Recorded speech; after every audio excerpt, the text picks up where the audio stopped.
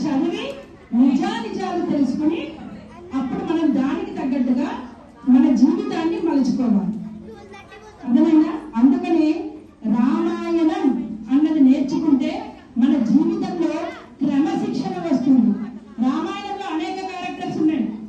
అందులో ఇంకో అతి ముఖ్యమైన పాత్ర ఎవరు? హనుమంతుడు.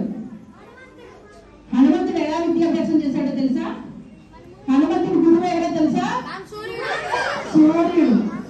సూర్య భగవానుడు. ఆ సూర్య భగవానుడి దగ్గరికి వెళ్ళి విద్యని నేర్పమని అడిగితే సూర్యుడు ఒక చోట ఉంటాడా? ఉండడు కదా, తిరుగుతూనే ఉంటాడు. మరి మామూలుగా తిరుగుతాడా? అగ్ని గోళం తెలుసు కదా, మీరు అందరూ సైన్స్ లో చదువుకున్నారు కదా, సూర్యుడు ఎంత కాస్మెటిక్ ఎనర్జీతో ఉంటాడు అనేది, లైట్ వస్తుందని చెప్పండి, ఎంత అగ్నిగా ఉంటాడు సూర్యుడు, భగభగా మండే సూర్యుడు. ఆ సూర్యుడికి గురువు దగ్గర అయితే మనం ఏం చేస్తాం? గురువుకి ఎదురకుండా కూర్చుంటాం, చెప్పేది ఉంటాం. కానీ సూర్యుడు తిరుగుతూ ఉంటాడు. ఈ శిష్యుడు కూర్చుంటే ఎట్లా కదులుతుంది?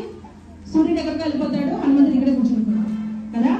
అలానే సూర్యుడు వేడిని తట్టుకోలేక సూర్యుడి పక్కన కూర్చుందామా, సూర్యుడు వెనకాల వద్దామా? గురువు ముందు చెప్తూ ఉంటే శిష్యుడు వెనకాల నుంచోవచ్చా? వినపడుతుందా? వినపడదు.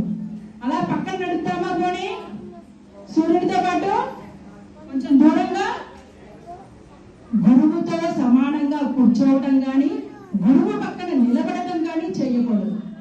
ఇలాంటివేవి మనం పాటించాం కాబట్టి మన జీవితాలు ఇలా ఉంటున్నాయి. ఇవి చదివితే ఇలాంటి నైతిక విలువలు తెలుస్తాయి.